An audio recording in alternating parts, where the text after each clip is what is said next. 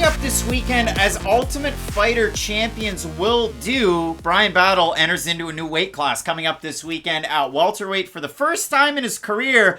Pooh Bear, a guy who's fought at heavyweight, a lot at light heavyweight, and a little bit at middleweight, will be making the move to 170 to take on the former Pancrase title challenger 10, Takashi Sato, who has another camp coming up this time at Sanford MMA. And listen, Sanford's been on a little bit of a run. I mean, if you look at it for Takashi Sato, he can probably gain a little bit of insight from a guy like Impa Kasanganay, who's taken on Bryan Battle, got out-wrestled by him as an amateur. And Bryan also has a win over Cody Brundage by split decision as an amateur. A guy who looks like hell on wheels at middleweight these days. Does. So, good opportunity for both of these guys. Obviously, for Battle, he beats Andre Petrowski by submission on The Ultimate Fighter. He wins the crown over Gilbert Urbina, a guy who got knocked out by Tresean Gore. He finishes him in that fight. He takes on Tresean Gore. He beats him in the first round, gets beat up a little bit in the second round. His eyes starts to swell up, but they let the fight go. And then in the third round, he just pours on the pressure. He's able to get the win. He proves himself as a real Ultimate Fighter. And now he takes on Takashi Sato at 170. Now, Matt, for Bryan Battle, you look at him on the Instagrams, and he's got abs all the time, which is something that you don't see very often unless you're like Luke Rockhold. Like, it's pretty weird to see that. But for Bryan Battle, we started on Luke Rockhold after our fight companion. Bryan Battle is completely cut up, so that's pretty cool to see. Training out of Carolina, and listen, he is an interesting case because for Battle, he didn't come into MMA with this glaring skill set where you go, wow, this guy's like a lights-out Brazilian Jiu-Jitsu practitioner, but he can't take guys down, or wow, this guy's such a good wrestler, but he doesn't know how to ground and pound or change positions. For Bryan Battle, he's a jack of all trades, but I'm not going to say master of none because he is pretty good at all of these different positions. He doesn't really set down a lot on his shots. I know we talked about that before we started to film, and it's never great to keep those dirty secrets from the fans, but he is a guy that kind of stays out a little bit to land his shots. He does land pretty good volume, but once you close the distance, you can hit him a little bit because he does tend to drop his hands. He is a decent wrestler, but he can get held up against the cage. He can get held down a little bit when he's on the ground, but he also has good get-ups and so on and so forth. So for Bryan Battle, he's a fun fighter to watch.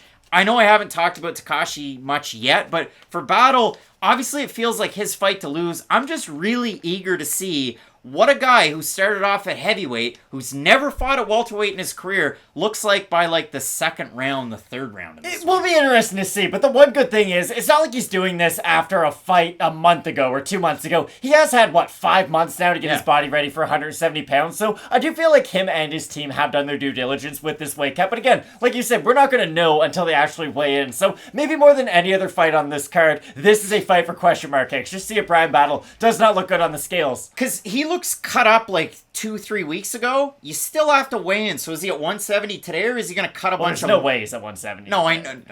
Obviously not. But where is he going to cut the extra weight? Is it going to be muscle? Like, what is it that he's going to have to cut? That's the thing. Neither one of us are doctors or dietitians, so I'm going to hope that he can weigh in at 170, but you're right. He's going to be a big guy for this weight class, so I'm very curious to see how his skill set does translate down to 170%, because let's say he does have a massive skill or size advantage, over his opponents. What if it comes at the reduction of some of his skills because of the extreme weight cut? So that's something that'll be very interesting to see. This is my whole problem with just Bryan Battle and that whole season of The Ultimate Fighter. People used to care about this show, Craig. It was like... They care this week. They care this week. They care this week because of us. But let's be honest. People used to care about The Ultimate Fighter like it was baseball in the 80s. Like, it felt like a national sport. Now it's a regional one. It's just so strange that we went from having guys like Yair Rodriguez winning the season of Latin America, and like he's one of the biggest stars. Leonardo Santos, Brazil. That's, like, not all of them pan out, but it has felt like a very long time. Definitely post the break that they took when Kelvin Gastelum and Robert Whittaker had coached. I haven't been nearly as excited for this show. That's just going to be me being 100% honest. The fighters this week are not that good. And, like, we were both pretty excited about Bryan Battle and Ricky Tercios coming into the UFC, but, like, have they given us many reasons to be excited since? Not really. Like, Bryan Battle is a good win over Tresean Gore, but if you watch that fight, you're not looking at Tresean Gore thinking, wow, he's a future top 15 fighter that Bryan Battle beat, so... He's now 3-2. Exactly, so I think this fight against Takashi Sato is probably going to be the best litmus test that he can possibly have, because for Sato, he is a very nice pinpoint striker, he has very nice boxing on the outside, likes to throw a bit of a body kick, but the problem problem with Takashi Sato is, I feel like ever since the Bilal Muhammad fight, he's become a lot more tentative with his own striking because people now know how weak his defensive grappling is. It's hard to be really dedicated to your power shots and to your own aggression when people know that in the back of their minds, all they have to do is shoot one, maybe two takedowns, and they're probably going to be able to secure one of those and then get minutes, not just moments on top position. Yeah, and you could tell Takashi Sato, I mean, coming into the UFC from Pancrase, he has some nice wins. A win over Matt Valley before he made the jump over. That was at Pancrase 300 in 2018. He destroyed poor Ben Saunders. He fights Killaby Ben Saunders, a fan favorite, or at least an Allen favorite, and he looked really good in that fight. Bilal Muhammad grounds him out. So Jason Witt goes into their fight on a day's notice, and it was originally supposed to be against, who was it? Was it Maki Pitolo? I think so. So yeah, on a day's, or no, it was Ramiz Brahimaj. So on a day's notice, you have Jason Witt coming in. Like, Glory's already there. Jason's there. I can make the weight. Put me in, coach. Jason goes deep single leg. Takashi goes, no, you don't. Left hook and just bonked him. Yeah, he knocked him dead. So from that, Takashi's not really given necessarily an easy fight. If he gets submitted by Miguel Baeza, I'm going to have concerns about your grappling. But that's it. He gets taken down, submitted by Miguel Baeza. He fights Gunnar Nelson, and he looked super tentative. And he got held down for minutes and minutes upon minutes. He didn't look good in that Gunnar Nelson fight. And that was the Nelson comeback train fight. That was the call on me. Yeah. We had been years from that, but that was that Gunnar Nelson just training straight out of Iceland, not SBG. I haven't liked the Takashi that I've seen. I know what the skills are. His boxing's good. Like you said, he throws in combinations. He's got a really good lead left hook, not just dropping it down on a Witt takedown, and a really good body kick. But obviously the grappling's the trouble. And for Bryan Battle, the grappling can be a big plus, but at 170, who knows? Like, that's the big question mark. It is a question mark, but I do think his size and physicality is going to pay off. Because let's say Takashi is good enough skill-wise to defend a few takedowns from Bryan Battle. Because, like you said, Battle doesn't really have a background in any singular martial art. He is very well-rounded with his style. But if you're a lot bigger and a lot stronger than your opponent, and if you have been working on your wrestling, all those things are going to matter. And again, I keep on going back to the fact that Sato just looks like a different fighter now that people know what his massive weakness is. Not that you couldn't tell when he came into the UFC, but people had such a respect for his power that they weren't willing to just go in, shoot for the takedown, and not really worry about it. Now, Jason Witt got caught, but like we just got done saying in the last prediction video we made, Jason Witt does get caught in a lot of his fights.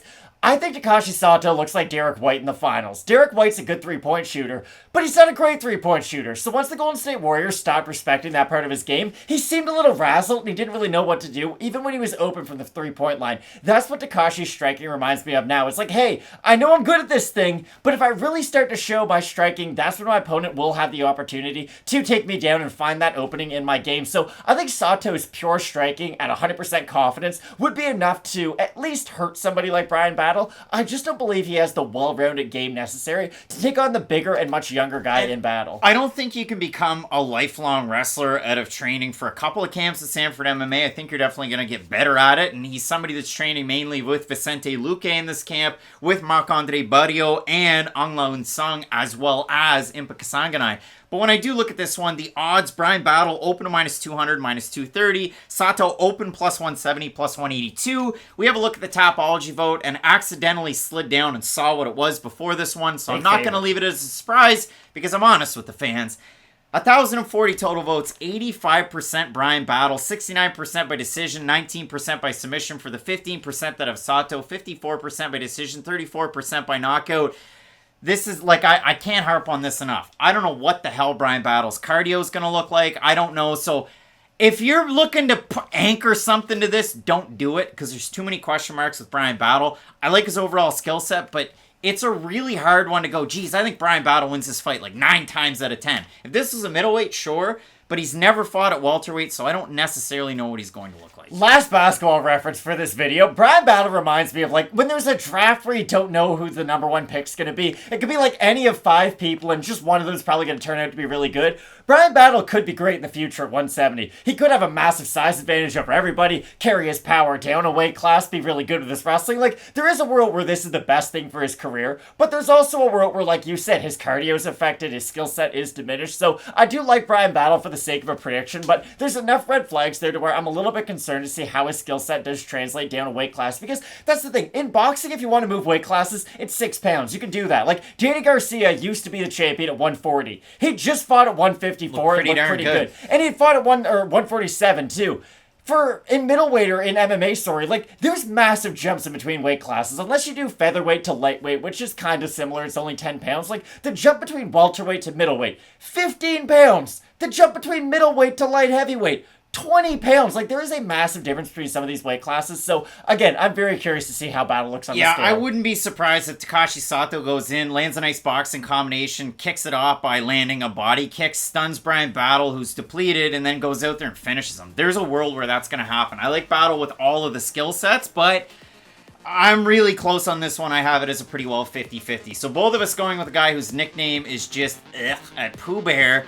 Bryan Battle to get the win in the welterweight debut. Let us know down below in the comment section who you have in this fight. If you like The Ultimate Fighter, you're an oddball. But we have the two finales, heavyweight and flyweight. And in the main event, Thiago Santos, Maheta, taking on Sweet Dreams Jamal Hill. You're not going to want to miss it. Keep locked in with Fight Night Picks. We always say, let's get into it.